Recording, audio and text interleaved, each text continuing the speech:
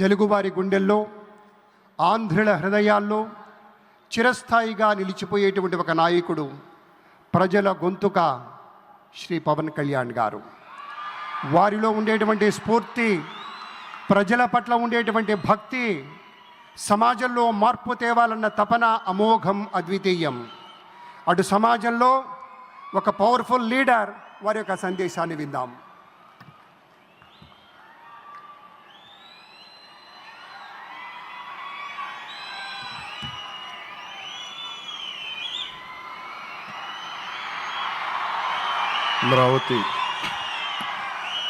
అమరావతి పునఃప్రారంభం సందర్భంగా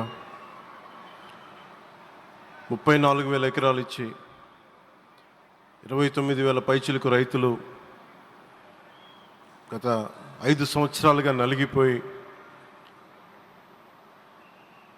ఇక్కడికి వచ్చి రోడ్ల మీదకి వచ్చి ముళ్ళ కంచెల మధ్యలో కూర్చొని పోలీసు లాఠీ దెబ్బలు తిని కేసులు పెట్టించుకొని ఇంట్లో పెద్దవాళ్ళని కానీ చాలామందిని 2,000 పైచులకు రైతులు ప్రాణాలు కోల్పోయి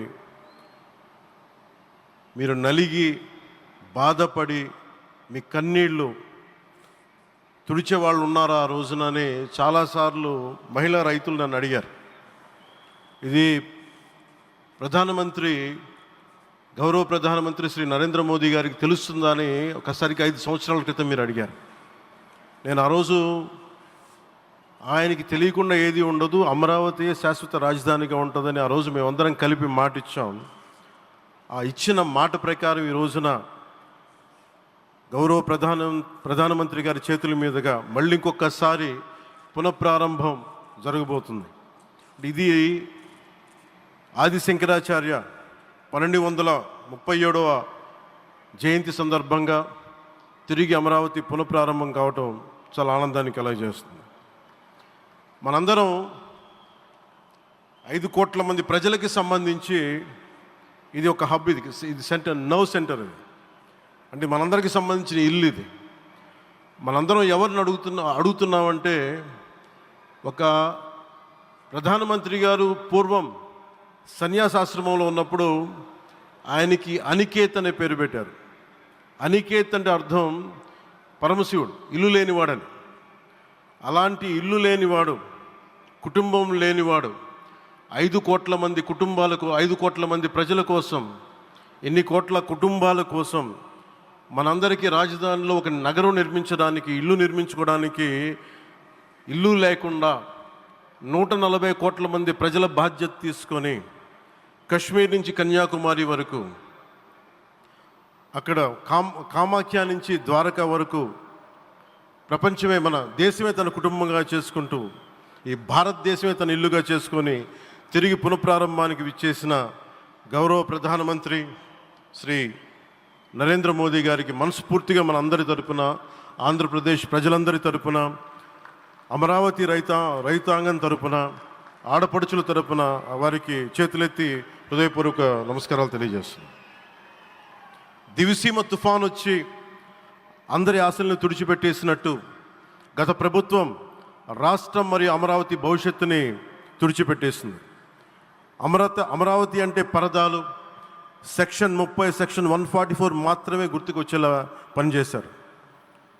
నువ్వు ధర్మం కోసం నిలబడితే ధర్మం నువ్వు నిలబడేలా చేస్తుంది అనే విధంగా ఆ రోజున అమరావతి రైతులు, రాష్ట్ర ప్రజలు ఈ ధర్మ యుద్ధంలో విజయం సాధించారు. రైతులు ఇచ్చిన 11,000 ఎకరాల భూమిని త్యాగం చేసి, వారి సంకల్పం 33,000 ఎకరాల భూమిని త్యాగం చేసి వారి సంకల్పం ఫలితంగా ఈ రోజున ఆంధ్రప్రదేశ్ రాజధాని ఆవిర్భవించింది. అమరావతి రాజధాని పనులు పునఃప్రారంభమవుతున్న ఈ శుభ సందర్భంలో ముందుగా రాజధాని నిర్మాణం కోసం స్వచ్ఛందంగా ముందుకొచ్చి తమ భూముల్ని, పొలాల్ని ప్రభుత్వానికి ఇచ్చిన అమరావతి ప్రాంత రైతులకు, మీ త్యాగానికి గత 5 ఏళ్లుగా మీరు చేసిన పోరాటానికి శిరస్సు వంచి మీకు ధన్యవాదాలు తెలియజేస్తున్నాను. గత 5 ఏళ్లుగా రాజధాని నిర్మాణం నిలిచిపోయి రాజధాని తరలిపోతుందనే సమయంలో రోడ్ల మీదకు వచ్చి 5 కోట్ల ప్రజల తరపున రైతులు, మహిళలు, విద్యార్థులు చేసిన పోరాటం, మీరు పడిన అవమానాలు, మీపై పడిన గాయాలు ప్రతి ఒక్కటి మా మనసులో ఉంది. ఆ రోజున దివ్యాంగులను కూడా లాఠీ దెబ్బలు నా గుండెలు ఇంకా సజీవంగా ఉన్నాయి. ఆ బాధ మేము మర్చిపోలేదు, ఎవరిని మర్చిపోనివ్వలేదు. అందుకని దానికి సజీవ సాక్షి ఈ రోజున తిరిగి పునఃప్రారంభానికి గౌరవ ప్రధానమంత్రి గారు రాక, ఆ రోజున మహిళలు విద్యార్థులు చేసిన పోరాటం, మీరు పడిన అవమానాలు, మీపై పడ్డ గాయాలు ప్రతి ఒక్కటి మనసులో ఉంది. మీ త్యాగాన్ని మేము మర్చిపోం. మీరు చేసిన త్యాగానికి జవాబుదారీగా ఉంటాం. బాధ్యతగా అమరావతి నిర్మాణం జరిగేలా సాయశక్తుల ఈ కూటమి ప్రభుత్వం కృషి చేస్తుంది. అమరావతి రైతుల త్యాగాలను హృదయపూర్వకంగా స్మరించుకుంటూ వారి ప్రతినిధులుగా ఇక్కడకు విచ్చేసిన రైతులకి నా ప్రత్యేక నమస్కారం. ఈ పోరాటంలో వారికి ప్రతినిధులుగా సన్మానం అందుకుంటున్న మహిళా రైతులు పాత్ర, ప్రత్యేకించి అమరావతి మహిళా రైతుల పాత్ర చాలా అభినందనీయం. మీరు ఎంత నలిగారు, మీరు ఎంత రోడ్ల మీదకి వచ్చారు. మగవాళ్ళు ఆపేస్తే ఆడపడుచులు బయటకు వచ్చి తిరిగి పౌరుషం చూపించారు, ఆంధ్ర పౌరుషాన్ని చూపించారు. మీరికి నా ప్రత్యేక అభినందన. వాళ్ళు చూపిన సాహసం, సహనం అందరికీ ప్రేరణగా నిలుస్తాయి. వేదిక మీద ఉన్న నా మంత్రివర్గ సహచరులకి, గౌరవ ప్రధానమంత్రి శ్రీ నరేంద్ర మోదీ గారికి, విజనరీ అయిన గౌరవ ముఖ్యమంత్రి శ్రీ నారా చంద్రబాబు నాయుడు గారికి, సోదరులు లోకేష్ గారికి, గవర్నర్ గారికి ప్రత్యేకించి నా హృదయపూర్వక నమస్కారాలు, ధన్యవాదాలు తెలియజేస్తున్నాను. అలాగే ఇతర సహచరులకు, సభకు హాజరైన వారికి, రాష్ట్ర ప్రజలకు కూడా నమస్కారాలు తెలియజేస్తున్నాను. ఇక్కడ రైతులు భూమిని మాత్రమే ఇవ్వలేదు, రాష్ట్ర భవిష్యత్తును నిర్మించే ఆశలను, విశ్వాసాన్ని ఇచ్చారు. కానీ 5 సంవత్సరాల్లో గత ప్రభుత్వం ఆ త్యాగాన్ని అవమానించింది. 3 రాజధానులు అస్తవ్యస్త విధానంతో ప్రజల విఘ్నతని, అమరావతిని అగౌరవపరిచింది. ఈరోజు ఈ వేదిక నుండి మేమందరం మీకు హామీ ఇస్తున్నాం, అమరావతి మళ్ళీ ఒక ప్రపంచ స్థాయి సర్వశ్రేష్ఠ రాజధానిగా ఆవిర్భవిస్తుంది. అమరావతి ఒక ఆర్కిటెక్చరల్ జోన్, ఒక కాంక్రీట్ జంగిల్గా మిగిలిపోకుండా జవాబుదారీతనం, న్యాయం, ప్రజాస్వామ్యానికి ప్రతీకగా నిలవాలని ఆకాంక్షిస్తున్నాం. కేంద్రంలో రాష్ట్రంలో స్థిరమైన ఎన్డీఏ ప్రభుత్వం ఏర్పడిన కారణంగా అభివృద్ధి కార్యక్రమాలు వేగంగా సాగుతున్నాయి. మేనిఫెస్టోలో ఇచ్చిన హామీలన్నీ దశల వారీగా బాధ్యతాయుతంగా అమలు చేస్తున్నాం. కేవలం మ్యాచింగ్ గ్రాంట్స్ ఇవ్వని కారణంగా గత ప్రభుత్వం రాష్ట్రం కేంద్రం నుంచి పొందాల్సిన 1000 కోట్లు నష్టపోయింది. కానీ ఈ ప్రభుత్వం కోఆపరేటివ్ ఫెడరలిజం స్ఫూర్తితోటి, పరస్పర సహకారంతో పనిచేస్తున్నాం. రాష్ట్రంలో రహదారులు, రైల్వే, పారిశ్రామిక రక్షణకు సంబంధించి ఈ రోజున ఒక మన అమరావతి కాకుండా రాష్ట్రంలో రహదారులు, రైల్వే, పారిశ్రామిక రక్షణకు సంబంధించి ఈ రోజున 1,07,00,000 కోట్ల విలువైన అభివృద్ధి పనులకి ప్రధాని గారు శంకుస్థాపనలు, ప్రారంభోత్సవాలు చేస్తున్నారు. రాయలసీమలో గుంతకల్ రైల్వే, గోరంట్ల హైవే లాంటి వివిధ కార్యక్రమాలకు, ఉత్తరాంధ్రలో పిఎం ఏక్తా మాల్ లాంటి వివిధ పనులకు ఈరోజు శంకుస్థాపన, ప్రారంభోత్సవం చేస్తున్న ప్రధానమంత్రి గారికి నా హృదయపూర్వక కృతజ్ఞతలు. నేను అవనిగడ్డ ఎన్నికల ప్రచారంలో హామీ ఇచ్చిన దానికి అనుగుణంగా మనందరి ఆశలు మనకి ఆశించిన విధంగా నాగాయలంకలో మిస్సైల్ టెస్ట్ రేంజ్కి ప్రధానమంత్రి గారు ఈ రోజున శంకుస్థాపన జరగడం నాకు చాలా సంతోషంగా ఉంది. Now with Honorable Prime Minister Sri Modi ji and Honorable CM Sri Chandrababu Naidu garu, and together again Amravati will surely become a world-class capital, a 360-degree growth engine for all of Andhra Pradesh. Our youth will no longer have to leave for Bangalore, Chennai or Hyderabad.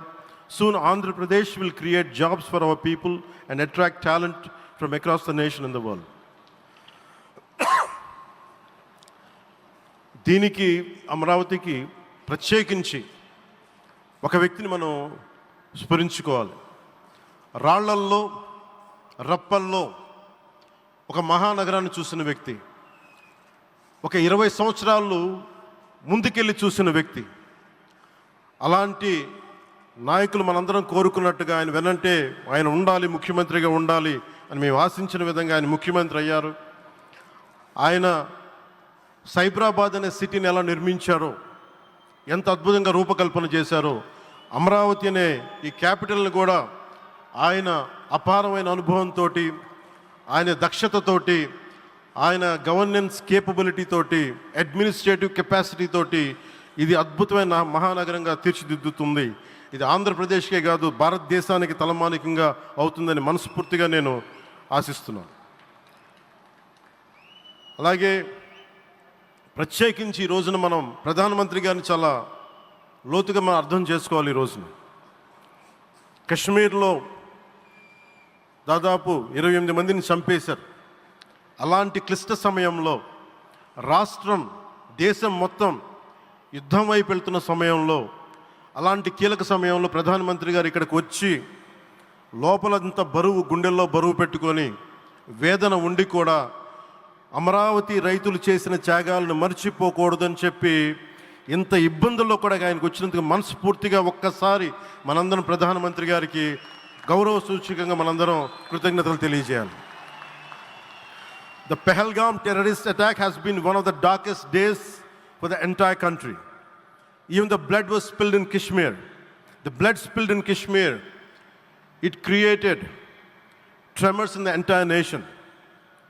And we had seen it personally, witnessed personally, the pain of the victims. For the Honorable PM Modi ji, he is leading the country through these tough times, and he assured all the citizens with stern action against the perpetrators of terrorism. I know this is very sensitive time, and Modi ji is carrying the nation's burden. Amidst this tremendous difficult movement, Modi ji still gave time and came today to Amravati. This shows his deep commitment to Andhra Pradesh, to the people of Andhra Pradesh, and we are deeply grateful to you, sir. May Lord Bhavani, మన కనకదుర్గమ్మ ఆశీస్సులతోటి వారికి బలాన్ని ఇవ్వాలి, శక్తిని ఇవ్వాలి, మనందరం ప్రార్థిద్దాం. May Lord Bhavani Mata give immense strength to our Honorable Prime Minister Modi ji to lead our nation and bless Bharat, Andhra Pradesh and Amravati. Jai Bhavani, Jai Bharat and Jai Hind.